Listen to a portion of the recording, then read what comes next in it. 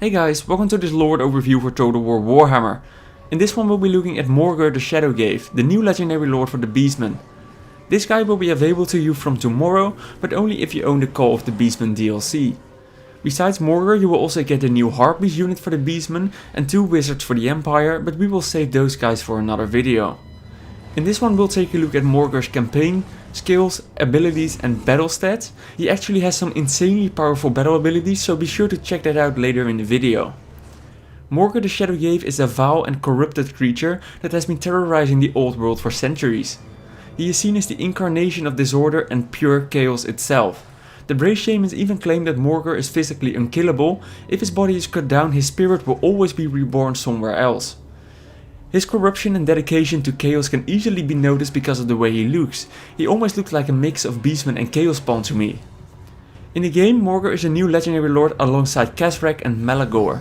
The cool thing is that Morghur comes with a completely new start position for the Beastmen as well. Morghur starts out in the middle of Nordland, above Middenland, very close to the Sea of Claws, and this means that you're now able to start out in the north of the map for the first time ever in Total War Warhammer. Morghur starts the game with 2 small armies and he's at war with 4 factions, the Wood Elves, Argwelon, the Empire and Middenland. That's quite a lot and that might result into some challenging campaigns. It actually looks like he's a little bit harder than the other 2 Beastmen tribes, but I'm not really sure yet. Morghur also comes with some unique lore traits. All his characters spread +2 Chaos Corruption, which is quite a lot, and besides this, Chaos Spawn will be 40% cheaper to maintain, while Minotaurs will cost you 40% more upkeep. His starting units are also Chaos themed. He will spawn in with Chaos Warhounds, Chaos Spawn and a new Harpies unit. Morghur also starts out with a unique trait in a game called Shadowgave.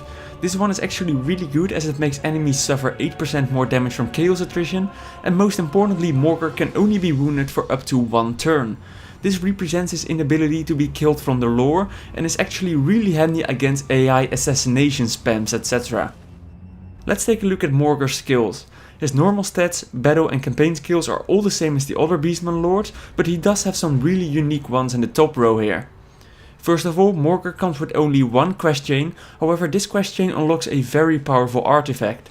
The Stave of Ruinous Powers unlocks a very powerful ability that I will show to you later in the video. Besides this, he also comes with 2 skills that greatly buff Chaos Spawn units. You're not able to use any mounts though. The entire campaign for Morghur is focused on chaos. His traits, units and skills all support the use of chaos themed armies filled with Chaos Spawn and Warhounds. Let's take a look at his stats and abilities on the battlefield though. Morghur without any abilities or items will cost you 1300 talents to bring to the battlefield. This is just as much as Kazrak the One-Eye. A fully upgraded Morghur will cost you 800 talents more, which is average for a Beastman lord as well. Morghur's stats aren't actually that great to be honest. His hit points are good, but in melee he will get beaten by Kazrak and maybe even a standard Beast Lord. Mostly because of his extreme lack of armor and armor piercing damage. Morghur does have access to poison attacks though, which might come in handy from time to time. To be honest, Morghur might actually be the best lord for the Beastmen though, and that's because of his traits and his abilities. First of all, Morghur has 75% resistance versus missile and magic damage.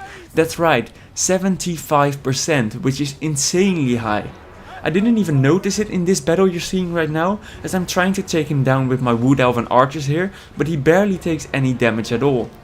That's not even all of it though, as he is also the only Beastman lord in the game that regenerates hit points over time, which is insanely powerful, especially combined with the resistance buffs.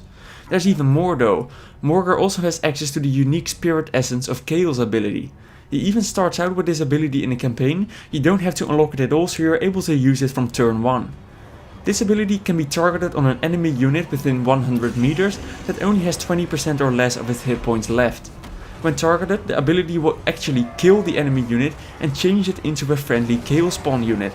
That's right, it kills the enemy and gives you free Chaos Spawn, and you can actually use it twice in a battle as well. There's one more ability though, and this one is unlocked by completing Morghur's quest chain.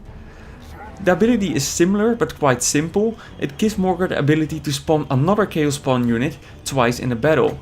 This one does not affect enemies, it just summons the unit, and this means that a fully upgraded Morghur is able to summon Chaos Spawn 4 times in a battle, which is insanely good. Besides this, he also regenerates his HP and has 75% resistance against missiles and magic, so his abilities and traits are just insanely good and might actually be the best in the game. His only weakness might be his performance in hand-to-hand combat versus other melee specialists though, but his abilities definitely make up for that. Morghur really is a very cool and unique Beastman Lord because he's so chaos themed and he brings a completely new starting position as well. I'll have to admit that I only played with him for a day and I already think that this is my favorite Beastman Lord for sure. Hopefully you will like him as much as I do. I also hope that you found today's video useful and entertaining. Thanks for watching and I will see you on the next one. Bye bye.